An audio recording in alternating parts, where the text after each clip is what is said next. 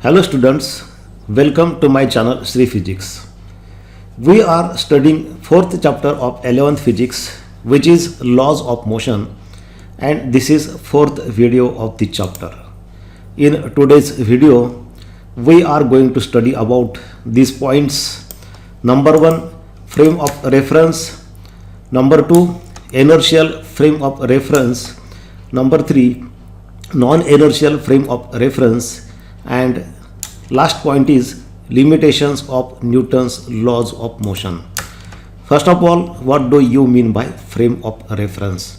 विद्यार्थी मित्रांनो, frame of reference म्हणजे मराठीमध्ये त्याचा अर्थ होतो संदर्भ चौकट. फ्रेम म्हणजे चौकट आणि रेफरन्स म्हणजे संदर्भ. फिजिक्समध्ये हे फ्रेम ऑफ रेफरन्स म्हणजे नेमकं काय असतं हे समजावून घेण्यापूर्वी रेफरन्स म्हणजे संदर्भ या शब्दाचा नीट अर्थ समजावून घ्या. डे टू डे लाईफमध्ये सुद्धा आपण जेव्हा एखादं विधान करतो, एखादं स्टेटमेंट करतो, तेव्हा त्याला काहीतरी रेफरन्स असतो, संदर्भ असतो. Without reference it has no meaning.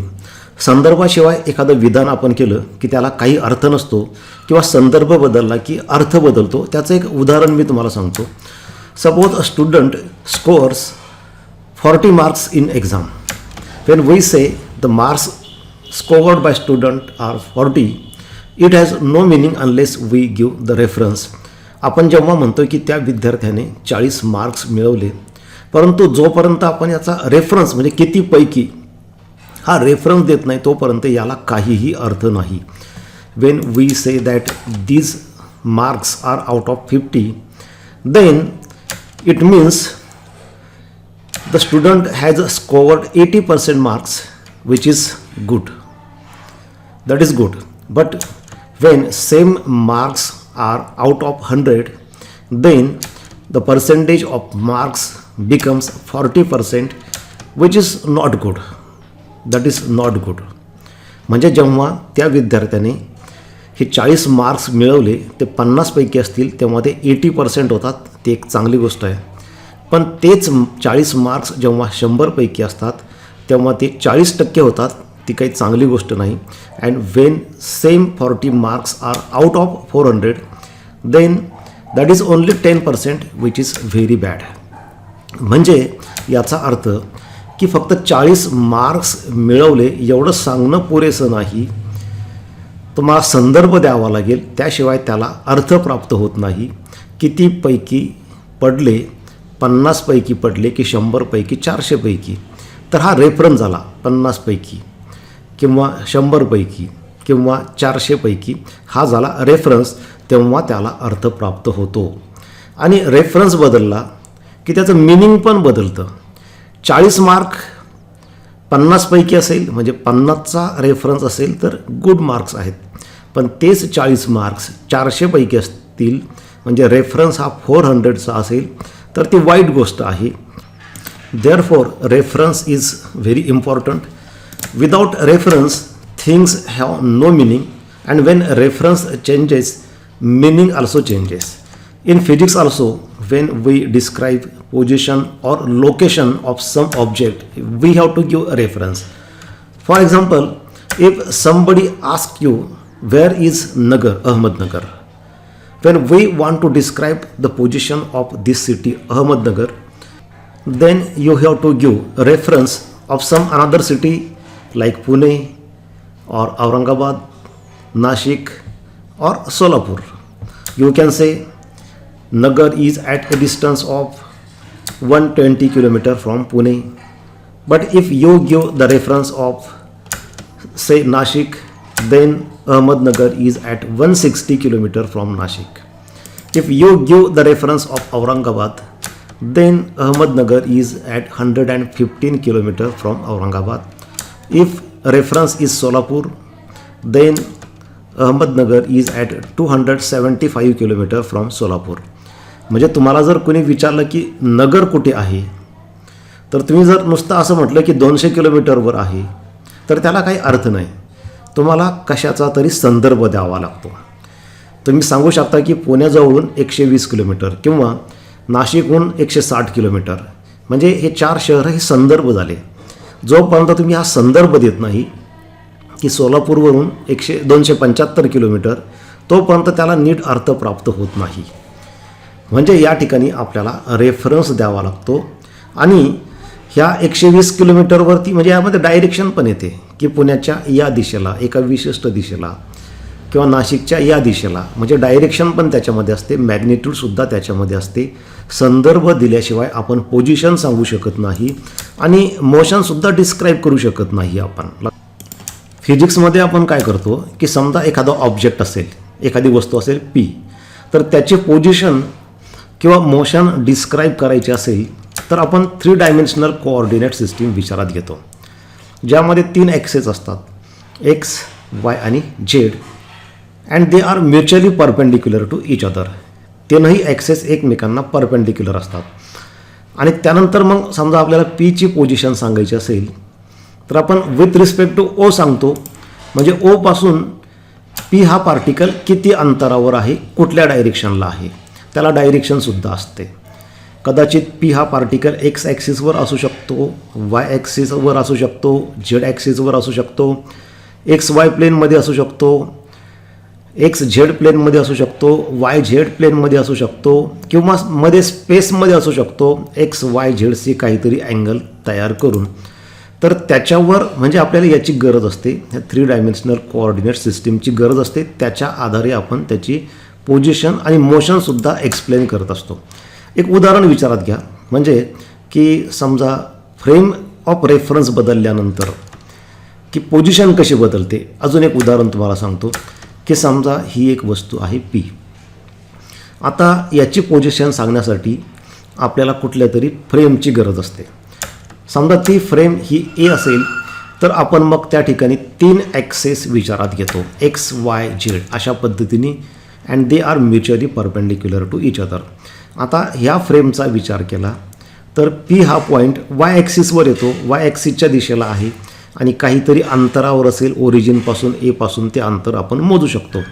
पण समजा आपला रेफरन्स बदलला, बी हा रेफरन्स असेल तर तिथून मग पॉईंट पी कुठं येतो, तर बी या ठिकाणी आपण परत 3 ॲक्सेस इमॅजिन करतो, एक्स वाय झेड, आणि बीच्या दृष्टिकोनातून विचार केला तर पी हा पॉईंट आता वाय ॲक्सिसवर येत नाही, तर बघा वर झेड ॲक्सिस आहे, तर खाली निगेटिव्ह झेड ॲक्सिस होईल. म्हणजे पी हा पॉईंट बीसाठी, बी ह्या रेफरन्ससाठी निगेटिव्ह झेड ॲक्सिसवर आहे. अजून आपण रेफरन्स बदलला, समजा सी हा रेफरन्स घेतला, मग तिथं आपल्याला 3 ॲक्सेस इमॅजिन करावे लागतील, एक्स वाय झेड, आणि यासाठी आता पॉईंट पी कुठं आहे, तर तो एक्स ॲक्सिसवर नाही, झेड ॲक्सिसवर नाही, तर तो वायच्या अपोजिट डायरेक्शनला म्हणजे निगेटिव्ह वाय ॲक्सिसवर आहे. अजून समजा आपण चौथा रेफरन्स घेतला डी, तर त्याच्या दृष्टिकोनातून पॉईंट पी कुठे येईल, मग परत या ठिकाणी 3 ॲक्सेस विचारात घेतले तर पी हा पॉईंट डीसाठी पॉझिटिव्ह झेड ॲक्सिसवरती आहे. अजून आपण एखादी फ्रेम ऑफ रेफरन्स इकडं कुठेतरी घेऊ शकतो, त्यासाठी पॉईंट पी हा कदाचित एक्स ॲक्सिसवरही नसेल, वाय नसेल, झेड नसेल, मध्येच कुठंतरी असेल. आणि पहा हा पॉईंट पी जो आहे, एपासून त्याचं अंतर वेगळं आहे, बीपासून वेगळं आहे, सीपासून वेगळं आहे, डीपासून वेगळं आहे. म्हणजे एखादा पार्टिकल किंवा एखादी वस्तू कुठं आहे, किती अंतरावर आहे, ते रेफरन्सवर डिपेंड असतं. आणि म्हणून तुम्हाला रेफरन्स देणं गरजेचं असतं. हे जे वेगवेगळे पॉईंट्स आपण घेतले आणि त्या ठिकाणी 3 ॲक्सेस आपण काढलेले आहेत, त्या सगळ्या फ्रेम ऑफ रेफरन्सेस आहेत. आणि आपण पीची position with respect to that frame of reference describe करतो. नुसती पोझिशन नाही तर मोशन्ससुद्धा आपण डिस्क्राईब करण्यासाठी आपल्याला या अशा पद्धतीच्या एखाद्या फ्रेम ऑफ रेफरन्सची गरज असते. एखाद्याला पार्टिकल पी हा मोशनमध्ये, समजा पार्टिकल पी हा इकडे राईटला मोशनमध्ये चालला असेल, 50च्या स्पीडने आहे, तर तो ह्या एला 50च्या स्पीडने राईटला जाताना दिसेल. पण एखाद्याला तो वेगळ्याच दिशेला जाताना दिसेल, वेगळ्याच स्पीडने जाताना दिसेल. म्हणजे फ्रेम कोणती आहे विथ रिस्पेक्ट टू व्हॉट, त्याच्यावर ह्या पार्टिकलचा स्पीड ठरतो. आता समजा हा ए स्वतःच जर वर असा मोशनमध्ये असेल झेड ॲक्सिसच्या डायरेक्शनला, आता समजा तो रेस्टमध्ये असेल तर त्याला पी हा पॉझिटिव्ह वाय ॲक्सिसच्या दिशेला राईटला जाताना दिसेल.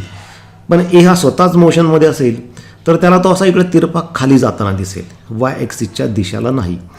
म्हणजे एखादी मोशन ही ॲब्सोल्यूट कन्सेप्ट नाही, ती रिलेटिव्ह कन्सेप्ट आहे. कितीचा स्पीड असेल, रेस्ट असेल का मोशन असेल, तर त्यासाठी रेफरन्स महत्त्वाचा आहे. विथ रिस्पेक्ट टू व्हॉट, हे फार गरजेचं असतं. म्हणजे बघा, आता पहिल्यांदा फ्रेम ऑफ रेफरन्सची आपण डेफिनेशन बघू आणि मग मी तुम्हाला उदाहरणानिशी हे एक्सप्लेन करतो.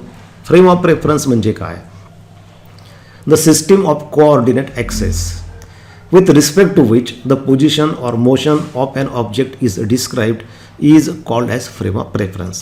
सिस्टीम ऑफ कोऑर्डिनेट ॲक्सेस म्हणजे मगाशी मी तुम्हाला सांगितल्याप्रमाणे 3 ॲक्सेसची गरज आहे मोशन किंवा पोझिशन डिस्क्राईब करण्यासाठी.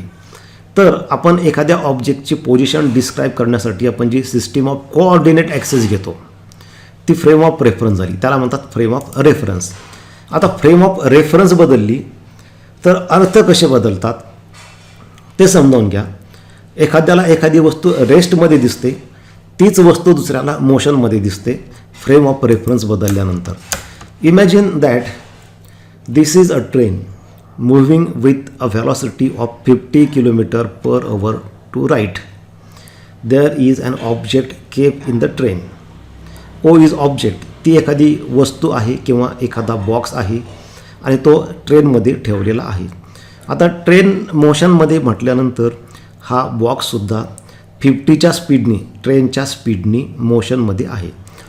आता याची मोशन किंवा याची पोझिशन डिस्क्राईब करण्यासाठी आपण 3 वेगवेगळ्या फ्रेम घेऊ. This is number 1, this is frame number 1 which is in the train itself. म्हणजे एक ऑब्झर्वर आहे, तो ह्या वस्तूची मोशन किंवा पोझिशन बघतोय आणि तो 1 नंबरचा ऑब्झर्वर त्या ट्रेनमध्येच बसलेला आहे. म्हणजे तो 1 नंबरचा ऑब्झर्वर स्वतः मोशनमध्ये आहे 50च्या स्पीडनी, कारण जो ट्रेनचा स्पीड असेल तो 1 नंबरच्या ऑब्झर्वरला सुद्धा असेल. मग आता त्याला मोशन डिस्क्राईब करायचे असेल तर तिथं 3 ॲक्सेस आपल्याला विचारात घ्यावे लागतील आणि ते तीनही ॲक्सेस एकमेकांना परपेंडिक्युलर असतील. दुसरी एक फ्रेम ऑफ रेफरन्स घेतली आपण. दुसरा एक व्हेकल आहे ट्रेनच्या बाहेर, त्याच्यामध्ये दुसरा ऑब्झर्वर बसलेला आहे आणि तो ह्या ओचं ऑब्झर्वेशन करतो आहे, निरीक्षण करतो आहे. आता 2 नंबरचा ऑब्झर्वर ज्या व्हेकलमध्ये बसला आहे, समजा ते व्हेकल रेस्टमध्ये आहे, ते मोशनमध्ये नाही, त्याची व्हेलॉसिटी 0 आहे. जेव्हा तो ह्या ओची मोशन किंवा पोझिशन डिस्क्राईब करणार तेव्हा त्याला 3 स्वतःचे ॲक्सेस लागतील, कारण हा ओ ऑब्जेक्ट कोणत्या ॲक्सिसवर आहे किंवा एक्स ॲक्सिसच्या दिशेला काही अँगल करत असेल तर कितीचा अँगल करतो वगैरे सांगण्यासाठी ते लागेल. किंवा त्याला ओ हा ऑब्जेक्ट मोशनमध्ये दिसत असेल तर कुठल्या डायरेक्शनला चालला, एक्स ॲक्सिसच्या की वाय ॲक्सिसच्या, एक्स वाय प्लेनमध्ये की वाय झेड प्लेनमध्ये, त्यासाठी हे 3 ॲक्सेस त्याला लागणार. ती झाली 2 नंबरची फ्रेम ऑफ रेफरन्स. आणि अजून एक फ्रेम ऑफ रेफरन्स आहे, तिसरा ऑब्झर्वर आहे, तो सुद्धा एका व्हेकलमध्ये बसलेला आहे, 3 नंबरच्या व्हेकलमध्ये. मग त्याला पण स्वतःचे 3 ॲक्सेस लागतील या ओची पोझिशन आणि मोशन डिस्क्राईब करण्यासाठी. आणि आता असं गृहीत धरा की हा 3 नंबरचा ऑब्झर्वर किंवा 3 नंबरचं व्हेकल हे मोशनमध्ये आहे आणि ते 50च्या स्पीडने लेफ्टला चाललेलं आहे. म्हणजे ट्रेन आहे मध्ये आणि ट्रेनच्या एका बाजूला, म्हणजे तीनही ग्राउंडवरतीच आहेत. एक रेल्वे ट्रॅक आहे समजा, आणि रेल्वे ट्रॅकच्या एका बाजूला एक रोड आहे आणि दुसऱ्या बाजूला पण एक रोड आहे. एका रोडवरती 2 नंबरचा ऑब्झर्वर थांबलेला आहे आणि ते व्हेकल स्टॉप आहे, थांबलेलं आहे, 0 व्हेलॉसिटी आहे.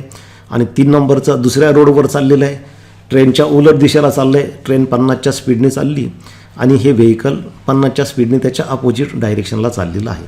आता जेव्हा हा बॉक्स ओ असेल तेव्हा त्याची पोझिशन म्हणजे 1 नंबरपासून त्याचं अंतर आणि त्याची डायरेक्शन हे वेगळं आहे. बघा या ठिकाणी इथं जर तुम्ही पाहिलं तर इथं हे अंतर जर तुम्ही मोजलं या ठिकाणी तर तुमच्या लक्षात येईल की हे अंतर एवढं काहीतरी आहे आणि वाय ॲक्सिसच्या दिशेला आहे. पण समजा 2 नंबरचा ऑब्झर्वर बघत असेल तर त्याच्यासाठी हे अंतर आहे, म्हणजे पोझिशन वेगळी आहे 2 नंबरच्या ऑब्झर्वरसाठी. आणि 3 नंबरचा बघत असेल तर त्याच्यासाठी परत वेगळं आहे, म्हणजे अंतर वेगवेगळं आहे. म्हणजे फ्रेम ऑफ रेफरन्स बदलली की याची पोझिशन बदलली, डायरेक्शनसुद्धा बदलली. एकासाठी वाय ॲक्सिसवर आहे, दुसऱ्यासाठी वेगळ्याच डायरेक्शनला आहे. आणि समजा जेव्हा ही ट्रेन मोशनमध्ये असेल 50च्या स्पीडनी, तेव्हा हा ऑब्जेक्टसुद्धा मोशनमध्येच असेल. परंतु 1 नंबरच्या ऑब्झर्वरला तो रेस्टमध्ये दिसेल, कारण हा ऑब्जेक्ट पण बघा या ठिकाणी म्हणजे ही ट्रेन 50च्या स्पीडने चाललेली आहे, त्यामुळे तो ऑब्जेक्टसुद्धा 50च्या स्पीडने राईटला चालला आहे आणि तो 1 नंबरचा ऑब्झर्वरसुद्धा 50च्या स्पीडने राईटला चालला आहे. म्हणजे ह्या ऑब्जेक्टला 50चा स्पीड, 1 नंबरच्या ऑब्झर्वरला 50चा स्पीड. रिलेटिव्ह कन्सेप्टचा यूज केला तर 50 - 50 म्हणजे 0, म्हणजे दोघांमधलं डिस्टन्स बदलणार नाही. म्हणजे 1 नंबरला तो ऑब्जेक्ट रेस्टमध्ये दिसेल, म्हणजे velocity of object O with respect to this frame number 1 with respect to this first frame of reference is 0. म्हणजे ह्या ऑब्जेक्टची व्हेलॉसिटी जर तुम्ही पहिल्या फ्रेमचा रेफरन्स घेतला तर व्हेलॉसिटी 0 आहे. परंतु दुसऱ्यासाठी मात्र हा ऑब्जेक्ट वीच्या स्पीडने राईटला जातो, कारण ट्रेन मोशनमध्ये आहे, त्यामुळे ऑब्जेक्ट मोशनमध्ये आहे. आणि तिसऱ्यासाठी काय होतं, तर तिसऱ्यासाठी तुम्ही रिलेटिव्ह व्हेलॉसिटीची कन्सेप्ट यूज केली तर ट्रेन 50च्या स्पीडने राईटला चाललेली आहे, त्यामुळे हा ऑब्जेक्टसुद्धा राईटला 50च्या स्पीडने चालला आहे. आणि 3 नंबरचा ऑब्झर्वर लेफ्टला चालला आहे 50च्या स्पीडने, म्हणजे एकाची प्लस एकाची मायनस घेतली तर दोघांमधला डिफरन्स 50 - 50 म्हणजे 100चा होतो. म्हणजे 3 नंबरच्या ऑब्झर्वरला हा ऑब्जेक्ट 100च्या स्पीडने इकडं मागं जाताना दिसतो. म्हणजे बघा ऑब्जेक्ट एकच आहे, पण 1 नंबरच्या ऑब्झर्वरला त्याची व्हेलॉसिटी 0 आहे, 2 नंबरच्या ऑब्झर्वरला त्याची व्हेलॉसिटी 50 आहे आणि 3 नंबरच्या ऑब्झर्वरला त्याची व्हेलॉसिटी 0 आहे. म्हणजे त्या ऑब्जेक्टची नेमकी व्हेलॉसिटी किती, 0 की 50 की 100, that depends upon the frame of reference. म्हणजे व्हेलॉसिटी ही कन्सेप्ट ॲब्सोल्यूट नाही, ती रिलेटिव्ह आहे. म्हणजे कुठल्याही वस्तूची पोझिशन किंवा व्हेलॉसिटी सांगायची असेल 0 की 50 की 100, तर त्यासाठी तुम्हाला फ्रेम ऑफ रेफरन्सची गरज आहे. त्याशिवाय तुम्ही व्हेलॉसिटी किती आहे ते निश्चितपणे ठामपणे सांगू शकत नाही. आणि म्हणून पोझिशन किंवा मोशन डिस्क्राईब करण्यासाठी फ्रेम ऑफ रेफरन्सची गरज असते विद्यार्थी मित्रांनो. आता फ्रेम ऑफ रेफरन्सचे 2 प्रकार असतात. एक म्हणजे एनर्शियल फ्रेम ऑफ रेफरन्स आणि दुसरं असतं non inertial frame of reference. Inertial frame of reference म्हणजे काय, a frame of reference which is fixed or which is moving with uniform velocity with respect to a fixed frame is called as inertial frame of reference. म्हणजे जी frame of reference ही fix असते, मोशनमध्ये नसते. Frame of reference म्हणजे काय, ज्या ठिकाणी बसून तुम्ही ऑब्झर्वेशन करता ती जागा म्हणजे फ्रेम ऑफ रेफरन्स. तर जी फ्रेम ऑफ रेफरन्स ही रेस्टमध्ये असते किंवा मोशनमध्ये असेल तर एक समान गतीमध्ये असते. युनिफॉर्म व्हेलॉसिटी म्हटलं की एकाच दिशेला कॉन्स्टंट स्पीडनी जाणं असं असेल तर त्याला म्हणतात inertial frame of reference. For example, a person is sitting in this vehicle. This vehicle is in the state of rest, no motion, then this is inertial frame of reference. कारण याची velocity 0 आहे. इथं 3 access असणार motion describe करण्यासाठी. दुसरी एक frame आहे, ही 1 नंबरची फ्रेम ऑफ रेफरन्स आहे. ही ट्रेन आहे आणि ट्रेनमध्ये एक पॅसेंजर, एक ऑब्झर्वर बसला आहे आणि ती ट्रेन समजा कॉन्स्टंट व्हेलॉसिटीनं जात असेल, म्हणजे 50चा तर शेवटपर्यंत 50चाच स्पीड आणि डायरेक्शन पण एकच, तेव्हा ही सुद्धा एनर्शियल फ्रेम ऑफ रेफरन्स झाली. म्हणजे याच्या दृष्टिकोनातून हे जेव्हा याचं ऑब्झर्वेशन करणार ही जी फ्रेम आहे त्याला म्हणतात एनर्शियल फ्रेम ऑफ रेफरन्स. म्हणजे एनर्शियल फ्रेम म्हणजे काय, अशी फ्रेम ऑफ रेफरन्स जी एकतर रेस्टमध्ये असते, एका जागेवर थांबलेली असते, किंवा मोशनमध्ये असेल तर कॉन्स्टंट व्हेलॉसिटीनं असते. Newton's laws of motion are obeyed in inertial frame of reference. Inertial फ्रेममध्ये न्यूटनचे नियम पाळले जातात. म्हणजे काय, न्यूटनचा पहिला नियम काय सांगतो, जोपर्यंत फोर्स नाही तोपर्यंत वस्तू आपली अवस्था बदलणार नाही. म्हणजे रेस्टमध्ये असेल तर मोशनमध्ये येणार नाही आणि मोशनमध्ये असेल तर थांबणार नाही. म्हणजे आता हे जे 2 नंबरचं व्हेकल आहे त्याच्यामध्ये एखादा बॉक्स ठेवला असेल तर तो आपोआप स्वतःहून हलणार नाही, कोणीतरी हलवल्याशिवाय. हा न्यूटनचा नियम आहे. आणि ते जडत्व गुणधर्म असतं. एनर्शिया ही प्रॉपर्टी काय आहे, वस्तू आपली अवस्था टिकवून ठेवते. वस्तूला धक्का मारल्याशिवाय ती वस्तू जागची हलणार नाही, ती प्रॉपर्टी म्हणजे एनर्शिया. तर या ठिकाणी समजा ह्या 2 नंबरच्या व्हेकलमध्ये, जे व्हेकल रेस्टमध्ये आहे त्याच्यामध्ये एखादा बॉक्स ठेवला असेल तर त्याला ढकलल्याशिवाय तो मोशनमध्ये येणार नाही. म्हणजे न्यूटनचा नियम पाळला जातो. पहिला नियम तोच सांगतो की फोर्स असल्याशिवाय स्टेट बदलणार नाही. म्हणजे एखादा बॉक्स काय स्वतःहून जागा सोडून दुसरीकडे जाणार नाही, म्हणजे न्यूटनचा नियम पाळला जातो. इथं मोशनमध्ये असताना सुद्धा लक्षात घ्या की ही ट्रेन जर मोशनमध्ये असेल आणि त्या ट्रेनमध्ये कॉन्स्टंट स्पीडने जाणाऱ्या ट्रेनमध्ये बॉक्स ठेवला असेल तर कुणीतरी ढकलल्याशिवाय बॉक्स मागं पुढं जाणार नाही, म्हणजे न्यूटनचा नियम तो पाळतो. म्हणजे ह्या वाक्याचा अर्थ काय आहे, Newton's laws of motion are obeyed in inertial frame of reference. म्हणजे जोपर्यंत कोणीतरी धक्का देत नाही तोपर्यंत वस्तू आपली जागा सोडणार नाही, एका जागेवरून दुसऱ्या जागी जाणार नाही. याला एनर्शियल फ्रेम का म्हणतात, कारण याच्यामध्ये एनर्शिया ही प्रॉपर्टी पाळली जाते. एनर्शिया प्रॉपर्टी म्हणजे काय की कोणीतरी हलवल्याशिवाय वस्तू एका जागेवरून हलत नाही, दुसरीकडे जात नाही, आणि ती प्रॉपर्टी इथं पाळली जाते, म्हणून त्याला म्हणतात एनर्शियल फ्रेम. दुसरं, it means if there is no net force there is no acceleration. म्हणजे धक्का दिल्याशिवाय वस्तू जागची हलणार नाही किंवा ॲक्सेलरेशन होणार नाही. म्हणजे झिरो व्हेलॉसिटी असेल तर व्हेलॉसिटी वाढणार नाही. एखादी वस्तू मागं पुढं हलते म्हणजे काय होतं तर ॲक्सेलरेशन होतं. आणि इथं एनर्शियल फ्रेममध्ये काय होतं की जोपर्यंत कोणी त्या वस्तूला धक्का देत नाही तोपर्यंत ती वस्तू हलणार नाही, म्हणजे ॲक्सेलरेशन होणार नाही, असा त्याचा अर्थ आहे. आणि this frame is also called as Newton Galilean frame of reference. या फ्रेममध्ये, एनर्शियल फ्रेममध्ये न्यूटनचे नियम पाळले जातात, म्हणून त्याला Newton Galilean frame of reference असं सुद्धा म्हणतात. Measurements in one inertial frame can be converted to measurements in another inertial frame by a simple transformation. That is, by simply using some velocity vectors, relative velocity between the two frames of references. म्हणजे उदाहरण तुम्हाला मी देतो की समजा हा 2 नंबरचा observer एका व्हेकलमध्ये बसला आहे आणि तिथून तो एका ट्रेनचं ऑब्झर्वेशन करतो आहे. त्या ट्रेनमध्ये बसलेल्या व्यक्तींचं किंवा त्या ट्रेनमध्ये ठेवलेल्या वस्तूंचं तो ऑब्झर्वेशन करतो आहे. दुसरी एक ट्रेन आहे बघा या ठिकाणी, आणि ह्या ट्रेनमध्ये एक बॉक्स ठेवलेला आहे ओ. आता ही ट्रेन मोशनमध्ये असेल तर ह्या बॉक्सलासुद्धा व्हेलॉसिटी असते ट्रेनची. पण असं इमॅजिन कराय की ह्या चालत्या ट्रेनमध्ये त्या बॉक्सलासुद्धा थोडीशी व्हेलॉसिटी दिलेली आहे, किंवा एखादा पॅसेंजर त्या ट्रेनमध्ये पुढं चालतो आहे. ट्रेनचा एक स्पीड आहे समजा काहीतरी 10चा वगैरे 10 मीटर पर सेकंड किंवा 50 मीटर पर सेकंड, आणि त्या चालत्या ट्रेनमध्ये एक व्यक्ती, एक पॅसेंजर चालतो आहे 5 मीटर पर सेकंडच्या स्पीडने. ट्रेनचा स्पीड आहे 50चा आणि त्यामध्ये एक व्यक्ती चालते 5च्या स्पीडने, 5च्या स्पीडने. आता काय होईल, त्या ट्रेनमध्ये बसलेला दुसरा एक ऑब्झर्वर आहे 1 नंबरचा, त्याला काय दिसेल तर हा ओ नावाचा जो पॅसेंजर आहे तो 5च्या स्पीडने चाललेला आहे. म्हणजे 1 नंबरच्या ऑब्झर्वरला ओचा स्पीड 5चा आहे, परंतु 2 नंबरच्या ऑब्झर्वरला किती असेल मग, तर काय करावं लागेल, ह्या ट्रेनचा स्पीड 50 प्लस त्या व्यक्तीचा चालण्याचा स्पीड 5, म्हणजे या ठिकाणी 50 अधिक 5 55च्या स्पीडने त्याला ही व्यक्ती पुढं चालताना दिसेल. आणि त्याच ट्रेनमध्ये जर समजा ती व्यक्ती उलट दिशेला येत असेल 5च्या स्पीडनी तर 50 वजा 5 म्हणजे 45च्या स्पीडनी याला दिसेल. म्हणजे याच्यासाठी तो 5चा स्पीड असला तर त्याच्यासाठी तो 50 55 किंवा 45चा असतो. म्हणजे या ठिकाणी आपण काय केलं, साधे कॅल्क्युलेशन्स केलेले आहे, रिलेटिव्ह व्हेलॉसिटीची कन्सेप्ट यूज केलेली आहे. इनर्शियल फ्रेमचं आयडियल एक्झाम्पल कोणतं आहे पहा.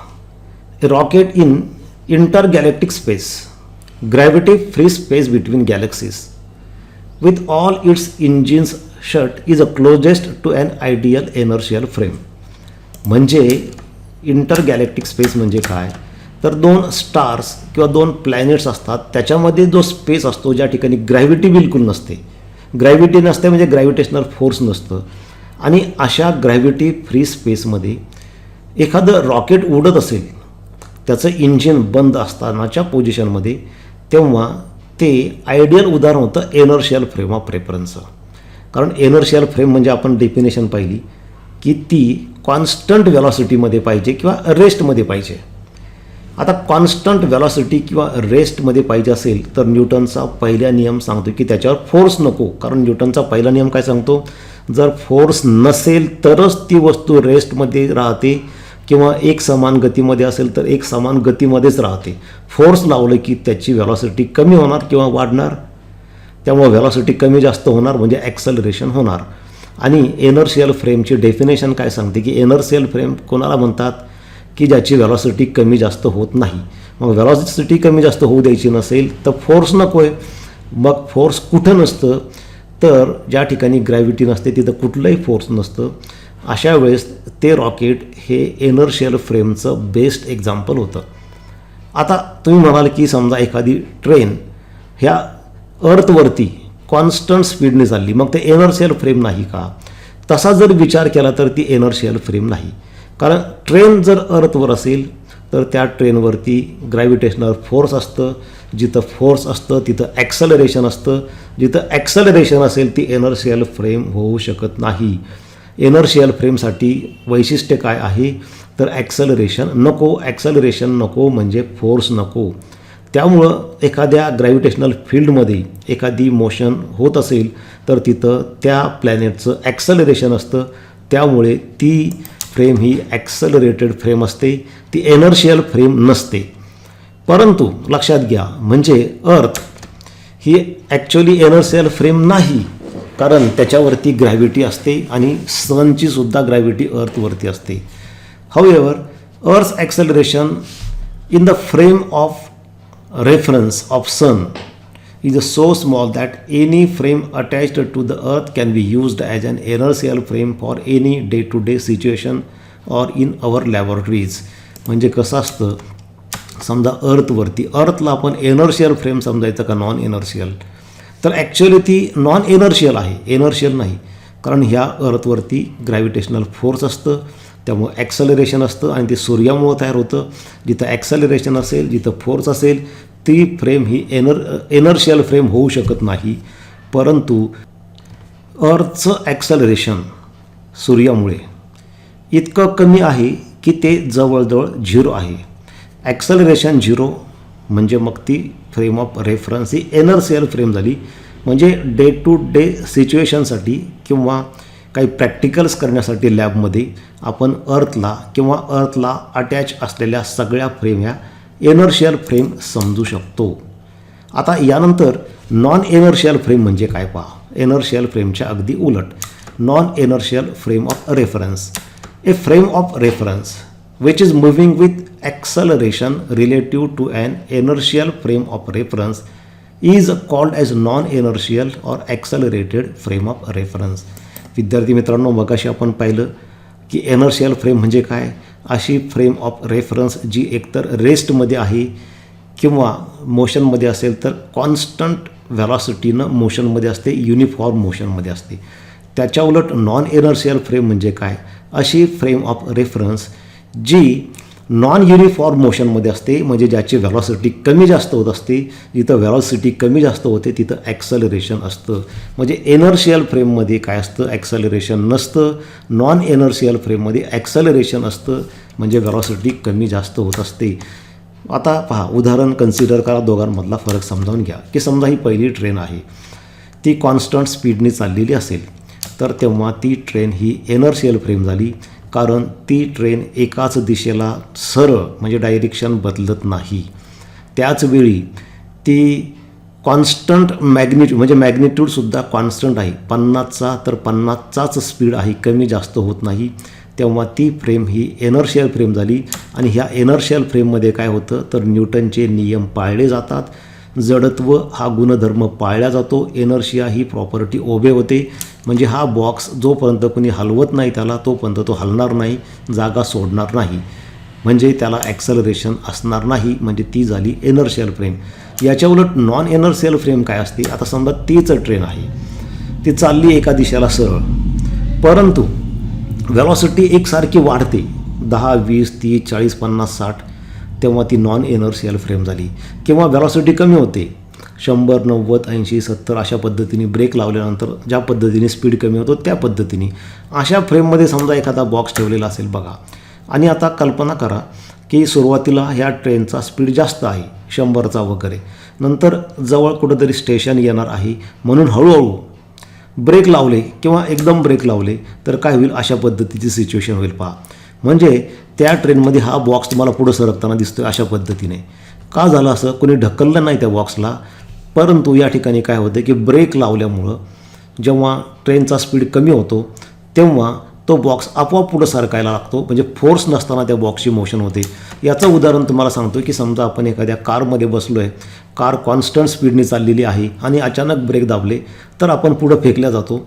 आपल्या शरीराला कोणीतरी पुढं ओढतंय असा आपला भास होतो. ॲक्च्युली तिथं फोर्स नसतं, परंतु आपल्या बॉडीचं ॲक्सलरेशन होतं. त्याला म्हणतात ॲक्सलरेटेड किंवा non inertial frame of reference. इथं न्यूटनचा नियम पाळला गेला नाही, एनर्शिया ही प्रॉपर्टी पाळली गेली नाही, म्हणून त्याला म्हणतात non inertial frame of reference. म्हणजे एनर्शियल फ्रेममध्ये न्यूटनचे नियम पाळले जातात, नॉन एनर्शियल फ्रेममध्ये ते पाळले जात नाही. म्हणजे नॉन एनर्शियल फ्रेममध्ये काय होतं? In the absence of net force if an object suffers an acceleration that frame of reference is not an inertial frame of reference and is called as non inertial frame of reference. म्हणजे समजा force न लावता जर acceleration होत असेल, म्हणजे वस्तू हलत असेल, जागा सोडत असेल, तर त्याला म्हणतात non inertial frame of reference.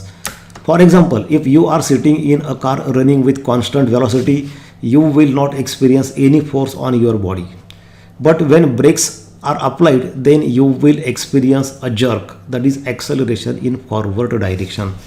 विद्यार्थी मित्रांनो, जोपर्यंत तुम्ही कारमध्ये बसलाय आणि कार कॉन्स्टंट स्पीडनी एकाच दिशेला चालली तोपर्यंत तुम्ही एकदम आरामशीर प्रवास करू शकता.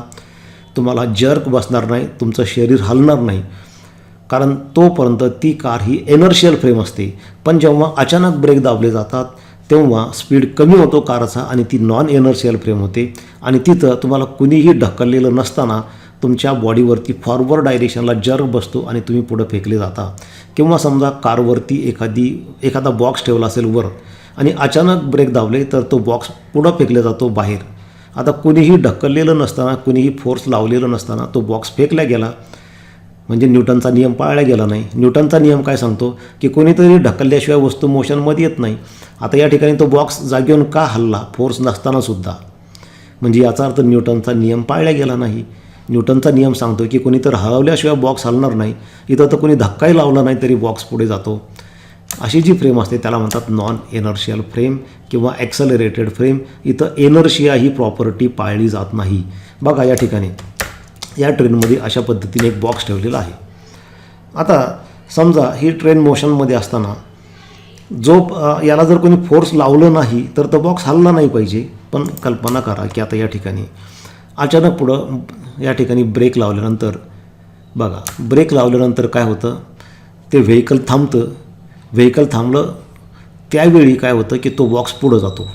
म्हणजे त्यावेळी काय झालं, इथं कुणी धक्का लावलेला नाही, कुणी फोर्स लावलं नाही, तरीसुद्धा त्यांनी आपली स्टेट बदलली, रेस्टचं मोशनमध्ये आलं. म्हणजे याचा अर्थ जडत्व हे गुणधर्म पाळल्या गेला नाही, म्हणजे एनर्शिया ही प्रॉपर्टी पाळली गेली नाही, म्हणून त्याला म्हणतात नॉन एनर्शियल फ्रेम किंवा त्याला म्हणतात ॲक्सलरेटेड फ्रेम ऑफ रेफरन्स. इथं कोणतंही फोर्स नसताना मोशन झालेली आहे. In non inertial frame Newton's laws of motion are not obeyed. या ठिकाणी न्यूटनचे नियम पाळले जात नाही. बघा या ठिकाणी कॉन्स्टंट स्पीडमध्ये असेल आणि अचानक ब्रेक दाबले तर बॉक्स अशा पद्धतीने पुढे जातो. म्हणजे फोर्स नसतानासुद्धा मोशन होते, म्हणजे न्यूटनचा नियम पाळला जात नाही.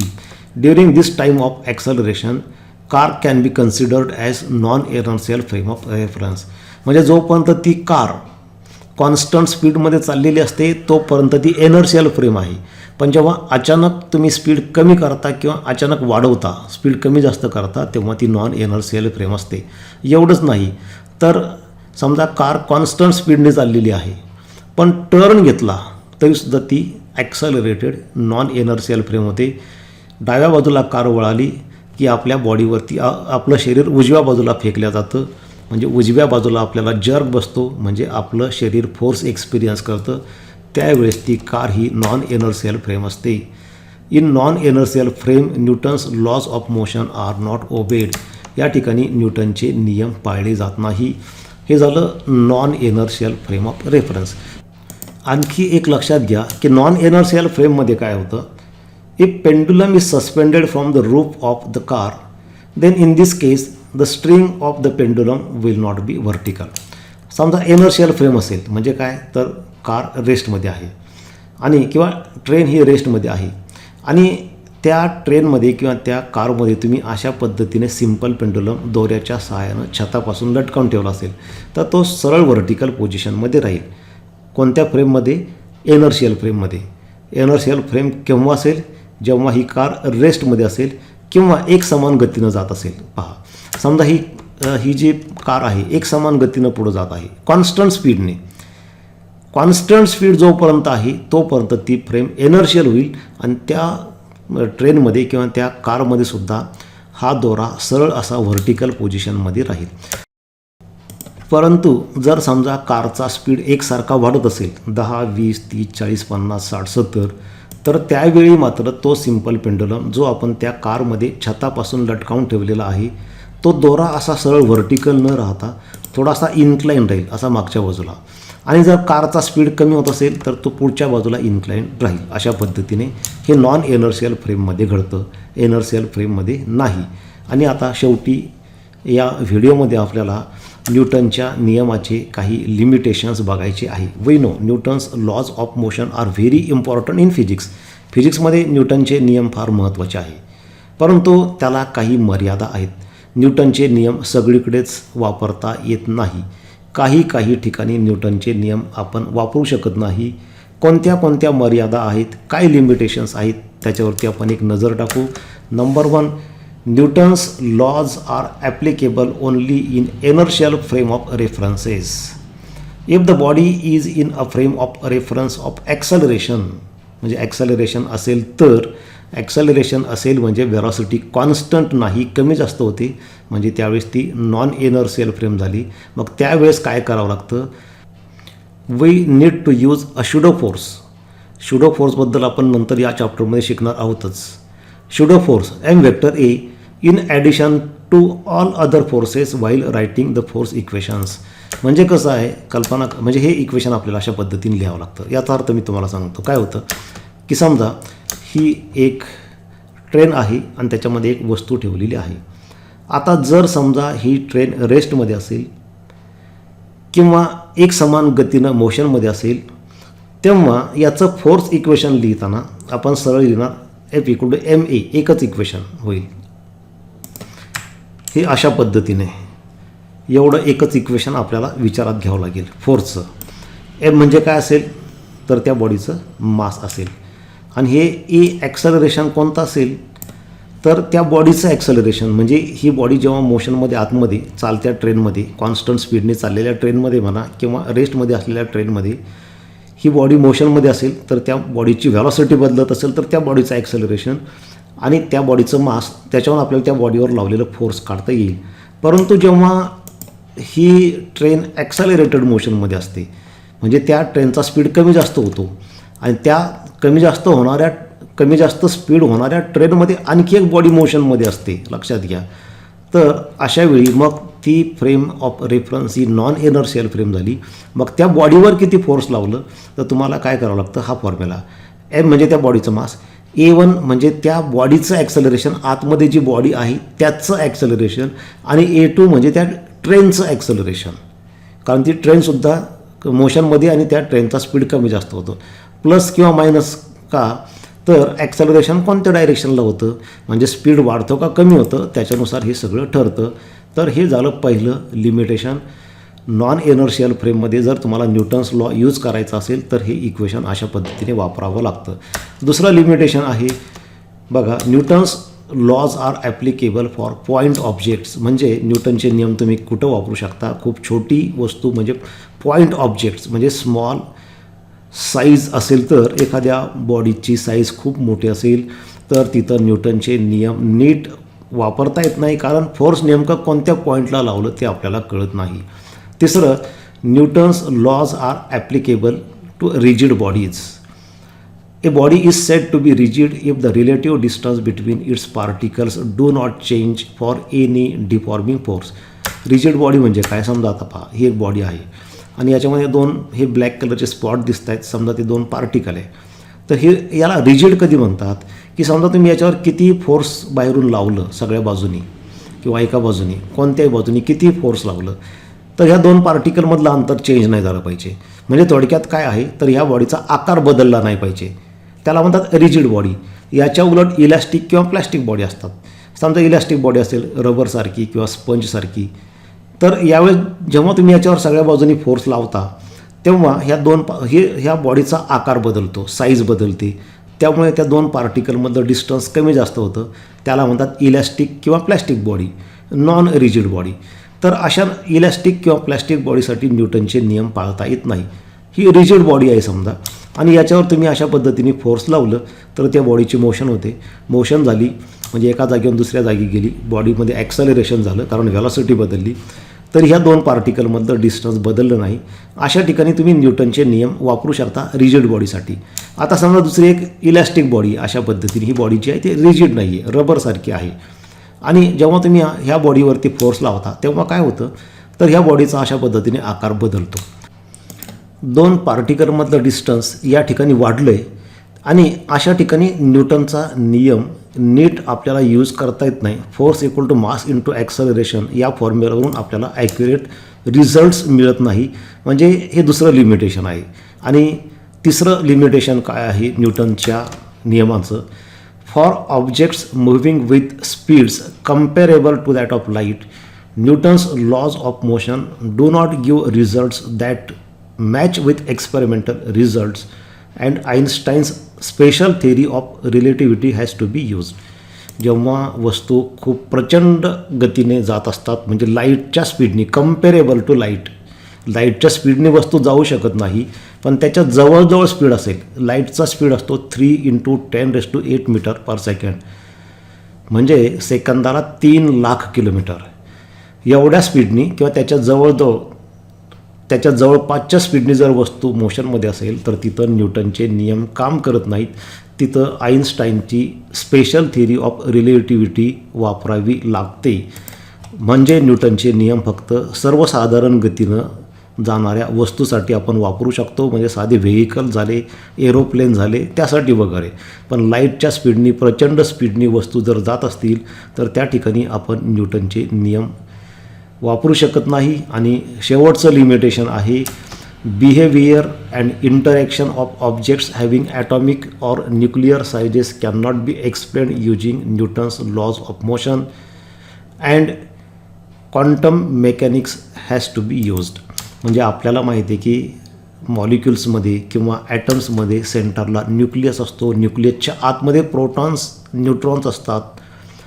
या न्यूक्लियसच्या भोवती इलेक्ट्रॉन्स फिरत असतात, त्यांच्यामध्ये वेगवेगळ्या प्रकारचे फोर्सेस असतात. तर त्या ठिकाणी तुम्ही न्यूटनच्या नियमानुसार यांचं हे बिहेवियर किंवा हे इलेक्ट्रॉन का फिरतो, कसा फिरतो, त्या ठिकाणी ते फोर्स असेल तर ॲक्सलरेशन काय, यासाठी न्यूटनचे नियम वापरू शकत नाही. त्या ठिकाणी तुम्हाला क्वांटम मेकॅनिक्सचा आधार घ्यावा लागतो. तर अशा पद्धतीने विद्यार्थी मित्रांनो, आजच्या व्हिडिओमध्ये आपण फ्रेम ऑफ रेफरन्सबद्दल शिकलो आहे आणि लिमिटेशन्स ऑफ न्यूटन्स लॉबद्दल शिकलो आहे. थँक्यू.